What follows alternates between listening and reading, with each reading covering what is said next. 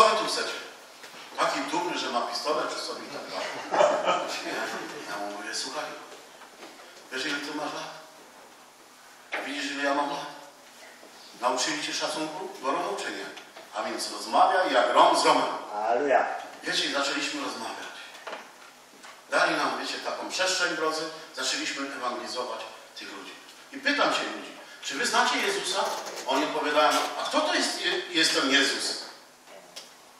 Patrzę się na niego. No powiedz mi, kto to jest ten Jezus? Czy to jest jakiś ksiądz? Wyobrażacie sobie, drodzy? Naprawdę, szczerym sercem wam to mówię. Nie wiedzą, co to znaczy Jezus. Nie wiedzą, co to znaczy Bóg Jahwe. Nie wiedzą, kto to jest Trójca. Nic kompletnie, nic o Bogu. Tyle dzieciaków przyszło, co was tutaj wszystkich jest. Naprawdę, wierzcie mi, przyszło Romowie. I tak dziękowaliśmy Bogu, że mogliśmy im zaświadczyć. Mogliśmy im powiedzieć o tym, co Bóg uczynił w naszym życiu. Że niektórzy z nas byli złodziejami. Jednak Pan Bóg ich wyrwał z tej ciemności i przeznaczył do swojej światłości. To jest niemożliwe, mówią. Jak jest to, żeby Romowie... My dzisiaj ognisko chcemy, kiełbaskę. Chcemy popić sobie. To jest nasze życie.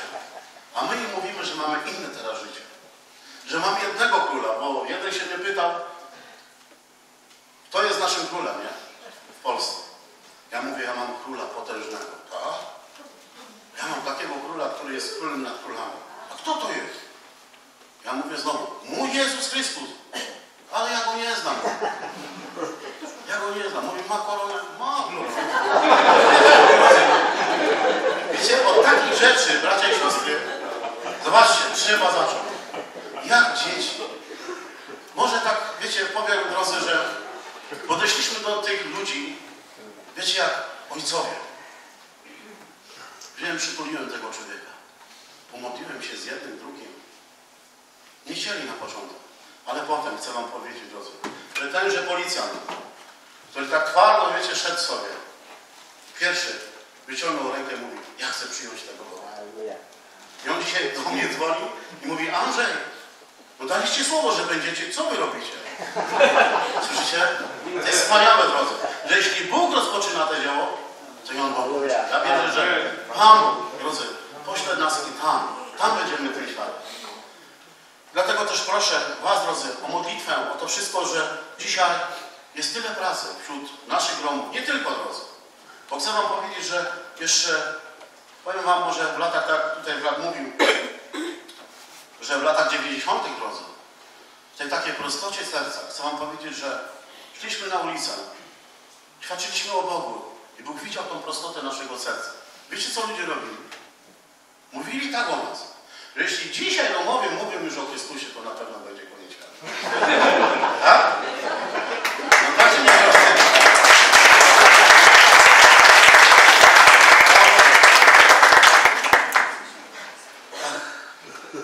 A więc jest to rzecz dobra, miła przed Bogiem, Zbawicielem naszym, który chce, aby wszyscy ludzie byli zbawieni i doszli do poznania prawdy.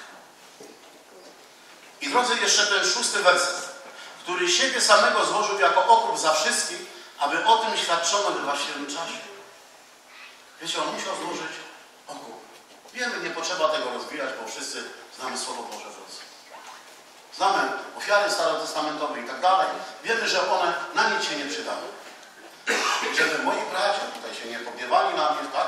Moi rodacy, drodzy, chcę powiedzieć, że Romowie są bardzo podobni do Żydów. Nie wiedzieliście o tym? To teraz już wiecie. Naprawdę. Czytając to, zobaczcie Biblię, widzę, że my jesteśmy bardzo, bardzo podobnymi ludźmi do Żydów. Ludzie mówią, że do Indii, nie? A ja mówię, że do Żydów. Nasz naród, drodzy, jest bardzo przebiegły. Zobaczcie, we wielu sposobach, nie? A więc chce być najbogatszy, chce mieć najlepsze auto, zgadza się, drodzy? Musi mieć dużo jedzenia, tak? Przypominamy sobie, drodzy, kiedy wychodzili, zobaczcie, pod wodzą Mojżesza, tam, do ziemi obiecanej, to przecież tam w zastępach, zobaczcie, wychodzili. Oni znali słowo, oni wiedzieli, co mają wypełnić, a jednak zaczęło się. Przypominamy sobie, Bój Koracha i tak dalej, i tak dalej. Ja będę wam o tym mówił, drodzy. Tak samo jest z Romami. Jak nie dostanie pieniążków. Jak nie będzie najedzony, drodzy, to ciągle nerwowy, ciągle coś tam ma przeciwko komuś, drodzy. A jak już się pogniewa, to już będzie się nawet gniewał 5 lat. I my staramy się wejść właśnie, zobaczcie, tym słowem, drodzy, do tych ludzi. Powiedzieć im, że jest cudowny Bóg, który złożył okup za wszystkich ludzi. Jego zamiarem jest, aby zbawić dzisiaj Romów. Aby zbawić dzisiaj naród, jaki, drodzy? Polski. Czy wy to widzicie? Nie wiem, czy widzicie, ale ja to widzę, drodzy. Bo jeżdżę po całej Polsce i chcę wam powiedzieć, że przy każdym prawie jednym kościele katolickim, wiecie, co się dzieje, drodzy? I to jest teraz od was będzie zależało. Jak się będziecie modlić, bo my się modlimy. Żeby czasami w naszym mieście coś takiego nie powstało. A więc na 7 metrów, drodzy, budują pomnik papieża i zamiast, wiecie, oddawać chwałę żywemu Bogu, to tam ludzie idą, płaczą, pokutują temu kamieniowi. Jakiś rzeźbiarz tam mu się nie udało, przeklął to czy w jakiś inny sposób. Tak są dzisiaj ludzie zaślepieni, drodzy, że my musimy mówić prawdę. Nie głaście nigdy grzechu, żeby nie głaskać, drodzy. Wiecie, co do nas doszło do naszego zboru? Często ludzie mówią, chcemy przebudzenia w naszych kościołach. Zgadza się? Wy też tego chcecie, nie? Żeby widzieć cud, żeby widzieć, wiecie, przebudzenie i tak dalej. I doszło do mnie takie słowo, drodzy, że jeśli ja jestem pastorem, drodzy, za tą kazalnicą, a nie jestem pastorem w swoim domu, to jak chcemy zobaczyć przebudzenie? Ja innych ratuję, a być może mój syn idzie do piekła. A więc bardzo ważne, drodzy, jeśli chcemy te przebudzenie mieć w naszych zborach, to zacznijmy właśnie od naszych rodzin. Ewangelizować najpierw nasze rodziny, w naszych domach, drodzy. Że kiedy przyniesiemy błogosławieństwo całymi rodzinami do zboru, dopiero zobaczymy przebudzenie. Tak jak dzisiaj. Modlitwa za modlitwą, drodzy. Rozumiecie? Nie będziemy biedni w ten czas, ubodzy, w tym, aby, wiecie, modlić się, chwalić Pana, żeby Pan Bóg objawiał się ponad wszystko. To właśnie może przyjść przebudzenie, właśnie kiedy przyniesiemy błogosławieństwo od naszych domów. Nie wiem, jak wy to uważacie, drodzy, ale ja wam tak podsuwam tą myśl. Często pastorowie chcielibyśmy, wiecie, naprawdę mieć wszystko poukładane. I Pan Bóg do mnie przemówił. Zanim twoją, zanim coś będzie chciał przebudzenia w tym kościele, zobacz na swoje serce. Zobacz na swoją rodzinę. Czy ty robisz to, co tutaj? Przyszło do mnie słowo, drodzy. I pokutowałem, musiałem uklęknąć, płakać nawet, że Pan Bóg przemówił do mojego serca. Zaczynam się, drodzy, pomimo tego, że mamy codzienną modlitwę, to jednak o godzinie 20 nie ma włączenia telewizora. Jednak cała rodzina, drodzy, siadamy, rozważamy słowo i potem, nie społecznie, ale każda jedna osoba powinna oddać chwałę żywemu Bogu. Ja widzę ten wzrost. Moje wnuczki zaczynają się przemieniać. A tak cały czas tylko te telefony. Wiecie, no jest tak, że u was nie wiem, może u was nie ma, ale wiecie, no. Moja córka kupiła moje wnuczce, wiecie, taki aż duży telefon. No nie taki, ale taki. I nie ma żadnego. Mówię, czy czytałaś dzisiaj pismo? Tu mam w telefonie wszystko. A ono sobie tam pisze. Drodzy, to my jesteśmy odpowiedzialni za nasze domy. Za to błogosławieństwo, które możemy przynieść tutaj, do tego zboru. Idźmy dalej, drodzy. Nigdy nie mam ściągi, ale dzisiaj tak jakoś sobie zapisałem. Chyba nie macie nic przeciwko temu. Tak? Dobrze. Czyli teraz pójdźmy, drodzy, do list do Hebrajczyków.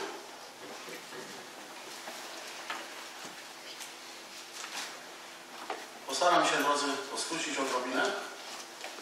To będzie 3 rozdział i może od 12 wersetu, dobrze? Nie wiem, jak, drodzy, my żeśmy wczoraj zostali posileni tym słowem. Wiecie, nam jest potrzeba, drodzy, abyśmy dzisiaj stali jak wierni w Jezusie Chrystusie. Ja potrzebuję dzisiaj mojego brata. Ja nie przyszedłem tutaj, wiecie, z jakąś wyniosłością, wiecie, i tak dalej, z pychą, nie? Ja muszę ukochać, ja muszę go mieć, wiecie co? Za wyższego, drodzy, uważać go za wyższego ode mnie. W ten czas dopiero Bóg będzie się do mnie przyznawał. Nie przyszliśmy tu po to, drodzy, aby wam pokazać, o, bo to Romowie pięknie śpiewają. Nie ma prawa czegoś takiego być w naszych sercach, drodzy. My dzisiaj musimy być razem, zespoleni, drodzy. Dzisiaj pastorzy muszą współpracować, kochać się razem, drodzy, bo Bóg potrzebuje nas, abyśmy wyszli wyszli śmiało na ulicę, drodzy, i mówili wszystkim ludziom, że czas jest bardzo bliski przyjścia naszego Pana. Bardzo bliski. Widzimy to, drodzy? Ci, którzy mają już 50, to oni to widzą, tak czy nie? Przepraszam za to słowo, drodzy. A to widzą. My to widzimy, że kiedyś tak nie było. Zgadza się, drodzy? Ale dzisiaj widzimy naocznie, co się dzieje. Ludzie są zabijani, drodzy. Ludzie są naprawdę tacy, jakby Bóg sobie już nie życzył, a jednak jest tak. O Panie, jak słyszałem jedno słowo w telewizji, nie wiem, czy byście słyszeli, co do tych małżeństw. Kto słyszał was? Tak mi serce zabolało. I tak, wiecie, zacząłem się modlić. Mówię, Panie, co ten człowiek wyprawia, co on wypowiada. Wiecie, mówią, że jest taki przepis i wejdzie chyba w Polskę, drodzy, że będzie mógł mężczyzna z mężczyzną, wiecie, zawrzeć związek małżeński, ale pod jednym względem. Wiecie jakim? Że jedna osoba będzie musiała mieć operację i przemieni się w kobietę. Ja to usłyszałem, wiecie, naprawdę moje serce bolewa. Tam jest płacz, nie wiem jak u was to drodzy występuje, ale to wszystko się wykonuje jak za starego Testamentu. I prośmy dzisiaj Boga, właśnie w tych modlitwach, żeby coś takiego nie weszło do naszego państwa. Amen? Prośmy Boga, my nie mamy prawa, drodzy, tak wątpić w to, a niech się dzieje. Nie. Ludzie z tego świata przeklinają prezydenta. Mówią źle o nim, mówią źle o rządzie, ale prawdziwi chrześcijanie, prawdziwi dzieci Boże muszą modlić się, stawiać się za prezydentem, muszą mówić do Boga, Boże, chroń naszego prezydenta i daj mu mądrość, która stępuje z góry, aby on wiedział, jak zarządzić tym wszystkim. Amen. Zgadza się, drodzy? Dlatego też Pan Bóg chce, abyśmy wytrwali we wierze, abyśmy stale, niewzruszenie stali, jak jedno w Jezusie Chrystusie. Amen. Tak jest zapisane, drodzy. Jeden Pan, jedna wiara, jeden chrzest. Amen? Baczcie, bracia, żeby nie było czasem w kimś z was złego, niewierzącego serca, które było odpadło od Boga żywego. Ale napominajcie jedni drugich każdego dnia, dopóki trwa to, co się nazywa dzisiaj. Aby nikt z was nie popadł w pokuszenie, nie popadł w zatwardziałość przez oszustwo grzechu. Staliśmy się bowiem współuczestnikami Chrystusa, jeśli tylko aż do końca zachowamy niewzruszenie ufność, jaką mieliśmy na początku. Dotąd. Drodzy, tak bardzo ważne to, co teraz czytam. Gdy się powiada dziś, jeśli głos Jego usłyszycie, nie zatwardzajcie serc waszych, jak podczas buntu. Kto to byli ci, którzy usłyszeli, a zbuntowali się? Czyż nie ci wszyscy, którzy wyszli z Egiptu pod wodzą Mojżesza? Do kogo to miał wstręt przez 40 lat? Czy nie do tych, którzy zgrzeszyli, a których ciała legły na pustyni? A komu to przysiąg, że nie wejdą do odproszczenia? Jeśli nie tym, którzy byli nieposłuszni. Widzimy więc, że nie mogli wejść z powodu niewiary. Bracie, pomóż mi. Nigdy nie radujmy się z tego, drodzy, kiedy widzimy, że tamten zbór się rozpadł. Wręcz przeciwnie, uklęknijmy w ten czas. Tak mi się spodobało to, co tutaj wyczynicie. I dobrze brać, wiecie, dobre rzeczy. Ja nigdy nie biorę to, co wiecie, ktoś tam robi i tak dalej, ale to jest dobre, to co tutaj, żeście to zrobili dzisiaj. Tam błogosławicie, ten zbór drodze, tam błogosławicie i tak dalej. I trzeba się tak wstawiać. Baczcie, aby dzisiaj nie było kogoś z was niewierzącego, które by odpadło od Boga żywego. I jak my dzisiaj mamy sobie pomagać? Powiedzcie mi, drodzy. Kiedy usłyszycie o naszym zborze, że być może tam się coś stało, to nikt z was, wierzę, nie będzie zacierał ręce. Wręcz przeciwnie. Wstaniecie jak jedno w Jezusie Chrystusie i zaczniecie się modlić. Amen. Panie, ten zbór został wykupiony. Ty, Panie, musiałeś dać okup za tych gromów, Boże, żeby oni dzisiaj mogli powrócić do Ciebie. My się tak modlimy o wszystkie zbory, nie tylko o Kościół Zielonoświątkowy, ale my się modlimy o wszystkie społeczności w całej Polsce, na całym świecie, drodzy. Żebyśmy wszyscy byli jak jedno. Wiecie, mamy okoliczne zbory, bracia i siostry. I wiecie, te zbory zapraszają, wiecie skąd? Z Irlandii, z innych państw. Wiecie, przyjeżdżają, drodzy, nie znają ich w ogóle życia. Kładą ich, wiecie, za kazalnicę, robią rzeczy, która się w głowie nie mieści. Nie będę nic mówił, nie lubię, wiecie, obgadywać zbory, bo to jest nie moją rzeczą, drodzy. Ale jest moją rzeczą, aby się modlić. Przyjechał pewien człowiek z Irlandii, powiem tylko tak, do Świdnicy. Tam miał szokujące kazanie, że powiedział im tak, że jeżeli mówię wam dzisiaj, ludzie, nie pojedziecie jutro do lasu i nie wytłuczecie wszystkie swoje telewizory, komputery, to Bóg nie będzie z wami.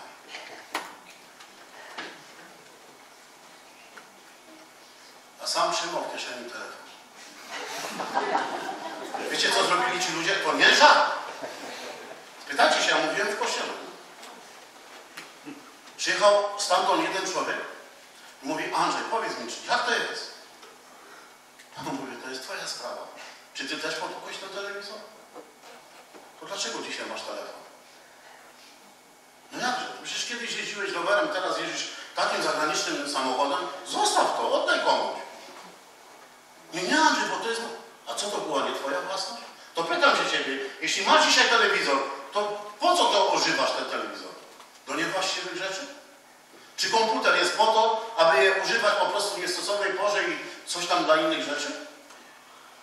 Wiecie, wzięli ci ludzie, wiecie, na przyczepy, wywieźli do lasu, potłukli wszystkie telewizory. Naprawdę mówię wam, z całą powagą. Wszystkie komputery, nowoczesne, wszystko się potłukli, wyrzucili do lasu. I teraz przejdzie z miesiąc i trzeba będzie kupować od nowa. Wiecie, drodzy, musimy uważać właśnie na tych ludzi zagranicznych. Wiecie, że tam jest pewne nauki, drodzy, takie New Age i tak dalej. I ja, wiecie, no drodzy, jestem prostym bardzo człowiekiem, ale nie dam się złapać, wiecie, nikomu na haczyk. Pan Bóg nas tak obdarował, drodzy, że jeśli ktoś do nas przyjeżdża, to my się bardzo o to modlimy. Prosimy Ciebie, Duchu Święty, abyś nam pokazał, czy ten człowiek jest z Ducha Bożego. Czy to, co on wypowiada, jest od Ciebie. Wiecie, przyszedł do mnie pewien człowiek, wiecie, miał taką może kartkę jak ja. Mówi, przygotujcie się teraz na szokujące kazanie, bo wiecie, to będzie bardzo takie, wiecie, i dla pastora, i dla wszystkich. A my żeśmy, wiecie, powiedziałem do zboru, módlmy się, żeby, jeśli jest to po prostu od Boga, niech mówi. Wziął tą kartkę, czyta, patrzał się na nas. Przepraszam. Przepraszam, Bóg mi nie zezwala, żebym to... I musiał zejść, wiecie, z kazalnicy. Wiecie, co ja zrobiłem? Uklęknąłem i wiedziałem, że w naszym kościele jest Bóg. Chwała Ci, Pan Jezus. Amen. Nie pozwolił mi Panu. Może miał faktycznie szokujące, wiecie, kazanie. Ale to innego. Ten, który naprawdę wypracował nakręcącą tam przed obliczem Bożym. Wiecie, dzisiaj tak ludzie biorą. Coś tam robią, coś tam są. Wiecie, szukają i tak dalej. Ja mówię, drodzy, szukajmy w naszych kościołach. Bracia i siostry, szukajmy tej wiary, drodzy. Tu jest zapisane, zobaczcie, że tam ludzie wychodzili, zobaczcie, z tej niewoli. Przypominamy sobie, ile oni byli. Wiecie, być może oni już się tam przyzwyczaili, tak? Te 400 czy 450 lat, drodzy, 400, nie? Tam byli, nie? W tej niewoli. No oni być może byli przyzwyczajeni, tak i Romowie, wiecie. Już być w tej wierze. Ale potem, kiedy już wychodzili, zaczęli znowu się buntować przeciwko Najwyższemu. Przypominacie sobie? Daj nam jeść. Pan Bóg zesłał mannę. Daj nam wodę. Jest. Daj nam mięso. Jest. I znowu szemranina. 23 000 osób, tak? Legło na pustkowiu, drodzy, jednego dnia. A więc jest to Bóg potężny, drodzy, który widzi wszystko i który wszystko wie. A więc, drodzy, 4 rozdział i teraz ten 11 werset. Starajmy się wtedy usilnie wejść do owego odpocznienia, aby nikt nie upadł, idąc za przykładem nieposłuszeństwa. Bo Słowo Boże jest żywe i skuteczne, ostrzejsze niż wszelki miecz obosieczny, przenikający aż do rozdzielenia duszy i ducha, stawów i szpiku, zdolny osądzić zamiary i myśli serca. I teraz chciałbym, drodzy, abyście zwrócili, ja wiem, że znacie to, ale to, co teraz przeczytam, jest bardzo ważne. I nie ma stworzenia, które by się mogło ukryć przed nim, przeciwnie. Wszystko jest obnażone i odsłonięte przed oczami tego, przed którym musimy zdać sprawę. Widzicie to, bracia i siostry? A więc w żaden sposób nie mógłbym was okłamać, że służę Bogu, że jest wszystko o tej drodze, wiecie? Gdybym, wiecie, grzeszył przeciwko Najwyższemu. A więc Bóg wszystko wie. Bodajże Psalm 139. Co tam jest zapisane, drodzy? Zbadaj mnie i doświadcz mnie. Czy czasami nie kroczę drogą, co? Zagłady. Zgadza się, drodzy? Zbadaj. My musimy się poddać badaniu każdego dnia, drodzy. Żeby Pan Bóg nas, wiecie, dochowywał, wiecie, w tej wierze, żebyśmy czasami biegnąc do tego królestwa, wiecie, żebyśmy się nie dali wyprzeć innym. Zgadza się? My mamy się tam dzierać, drodzy. To nie jest tak, że pójdziemy sobie truktem, nie? O, pastor, prowadź nas tam, nie? No i pastor tam, wiecie, biegnie, a my za nim truktem. Gdzie ty jesteś? A ja już jestem przy bramach naszego Pana, a wy? Oj, tam gdzieś za mostem. Ale nam ciężko przejdzie. Tak właśnie się dzieje. Dlatego wszyscy musimy być zorganizowani, powiem wam, w Duchu Bożym, drodzy. Żeby nie dać się dzisiaj manipulować, wiecie? Tym ludziom, którzy przyjdą do waszego zboru i powiedzą wam, drodzy, wyrzućcie dzisiaj telewizory, bo inaczej nie będziecie mieć błogosławieństwa w swoim domu. Zróbcie tak. Ja nie wyrzucę swojego. Mnie to nie gorszy. Mnie to wcale nie gorszy, drodzy. Bo ja to używam do celów innych. Także zobaczmy to, drodzy. Mamy dzisiaj tego wielkiego arcykapłana, do którego możemy się zgłosić. Mówi tak. Mając więc wielkiego arcykapłana, który przeszedł przez niebiosa, Jezusa, Syna Bożego, trzymajmy się mocno wyznania. Nie mamy bowiem arcykapłana, który nie mógłby współczuć ze słabościami naszymi, lecz doświadczonego we wszystkim, podobnie jak my, z wyjątkiem grzechu. Przystąpmy wtedy z ufną odwagą do tronu łaski, abyśmy dostąpili miłosierdzia i znaleźli łaskę ku pomocy stosownej porze.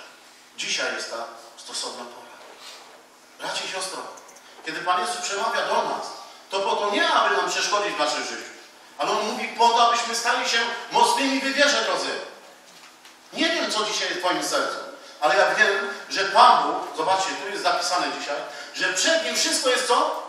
Odsłonięte, a nawet obnażone. Widzicie to, drodzy? Nie da rady się dzisiaj oszukać Boga. Ktoś może fajnie śpiewać, może fajnie nawet klaskać, drodzy, ale kiedy sumienie Jego jest nieczyste przed obliczem Bożym, to w jakim stosunku oczekujemy Boga? Boże, będzie to dla mnie, wiecie co? Mrok, ciemność, a nie światłość. Dlatego ważne jest, aby czuwać, drodzy. Tak jak jest zapisane w Ewangelii Łukasza. Mówi, niechaj biodra wasze będą przepłacane, a świece zapalone. Tak, drodzy?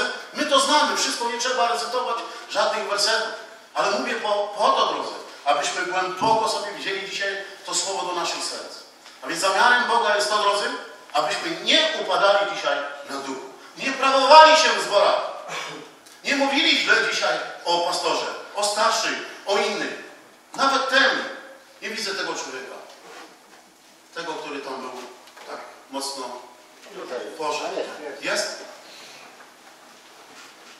Proszę was, żebyście się też potem pomodlili o tego człowieka, bo on jest bardzo ważny w oczach Bożych. Być może Bóg nas wszystkich zostawiał, a Jego pragnie dzisiaj, żeby On był zbawiony. Naprawdę uwierzcie mi, drodzy. I tak na koniec, już, pastorze, nie przedłużamy? Nie przedłużamy? Lepiej się pytać, wiecie, potem jakie konsekwencje, nie? Mamy czas. I na koniec, drodzy bracia i siostry, chcę was pocieszyć tym słowem, żebyśmy po prostu, wiecie co, nie odchodzili od tego żywego Boga. Bo jest wspaniała nagroda. Tam w niebie na nas wszystkich. Wiecie, kiedy my się tam spotkamy, drodzy, przy naszym Panu. Wiecie, jak będzie wspaniale?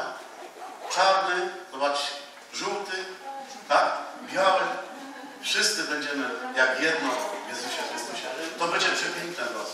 Będziemy jak jedno. Nie będzie już jak dzisiaj się mówić, nie? O, tam Romowie, to co oni tam, nie? Oj, tam Polacy, co oni tam, nie? Ale tam staniemy się szczęśliwymi ludźmi, drodzy, którzy otrzymali to, o czym mówi Pismo Święte. Patrzcie się dalej, bliżej do Hebrajczyków. To już będzie końcowe. I to jest tak. 10 rozdział I może od 35 wersetu. Mówię do tego tematu, co czytam dzisiaj.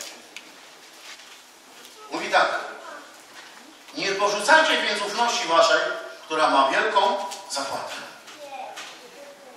Albowiem wytrwałości wam potrzeba, abyście, gdy wypełnicie wolę Bożą, dostąpili tego, co obiecał. Bo jeszcze tylko mała chwila, a przyjdzie ten, który ma przyjść. I nie będzie zwlekał. A sprawiedliwy mój z wiary żyć będzie. Lecz jeśli się cofnie, nie będzie dusza moja miała w nim upodobania. Lecz my nie jesteśmy z tych, którzy się cofają i giną, lecz z tych, którzy wierzą i zachowują duszę. Widzicie to, drodzy? Co mówi dzisiaj Bóg? My nie jesteśmy z tych, którzy się cofają i giną, lecz z tych, którzy zachowują swoją duszę. A więc Bóg jest z nami, amen? Amen. Jezus jest z nami, drodzy. Amen. Jego pragnieniem jest to, żebyśmy dzisiaj wielbili naszego Boga. Żeby, wiecie co, drodzy, dziękować Mu za wszystko, co Bóg uczynił w naszym życiu. To nie byłoby możliwe, drodzy, żebyśmy my razem, tak? Przepraszam, że tymi kategoriami mówię, bo ja nie mam względu. Ja się bardzo dobrze czuję w całej Polsce, kiedy usługuję, słuchajcie, w zborach polskich, drodzy. To jest moja rodzina. Ja ich kocham, wiecie, jak moich braci, jak moje siostry w Wyższycy Kłodzkiej. Tak czy nie? Ale chcę wam powiedzieć, że was też bardzo kocham. Alleluja.